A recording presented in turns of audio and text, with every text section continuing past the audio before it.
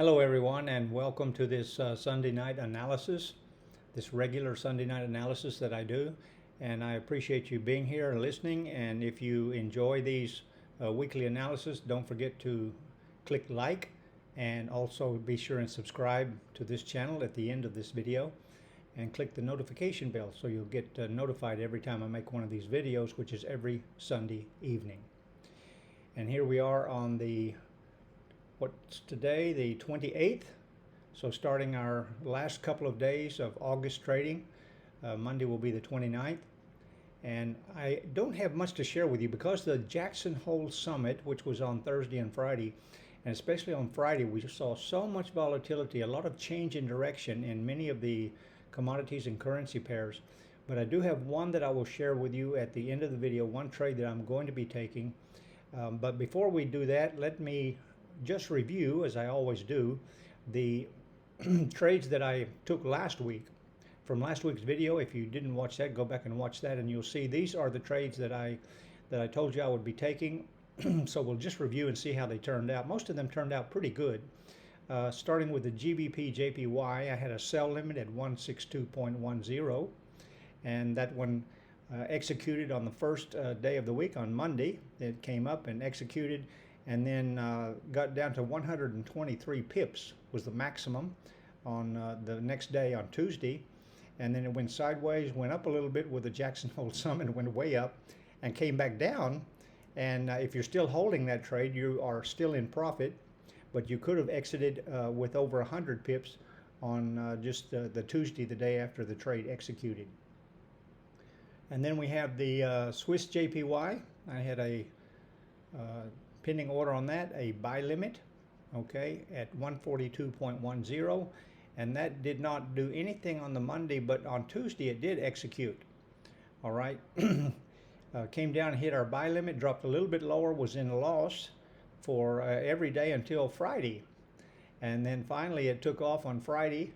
And if you closed at the peak there, okay, you could still be holding that, you'd be in profit, but the maximum that we could have got out of that one was 62 pips on the Swiss JPY.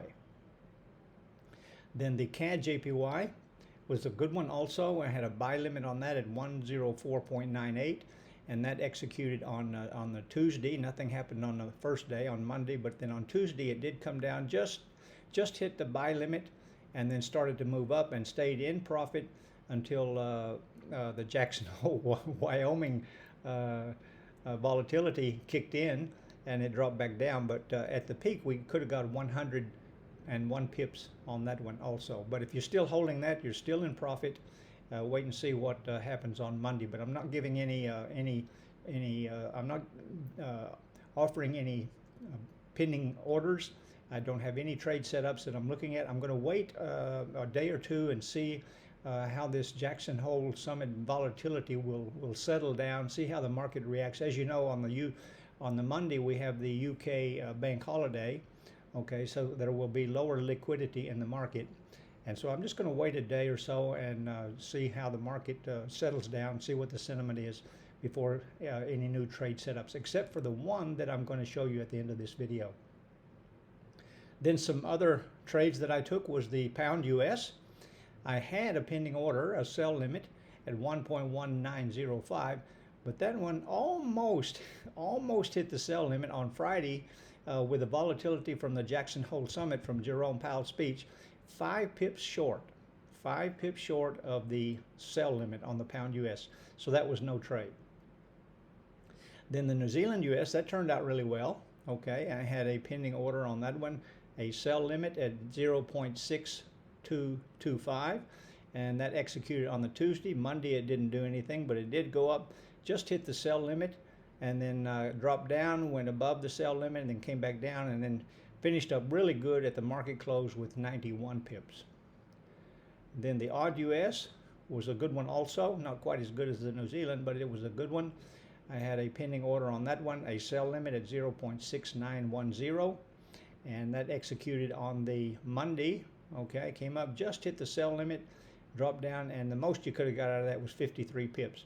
It did go well above, especially during the Friday with Jerome Powell's speech, but then it came back below our sell limit. So if you're still holding that, you are still in profit.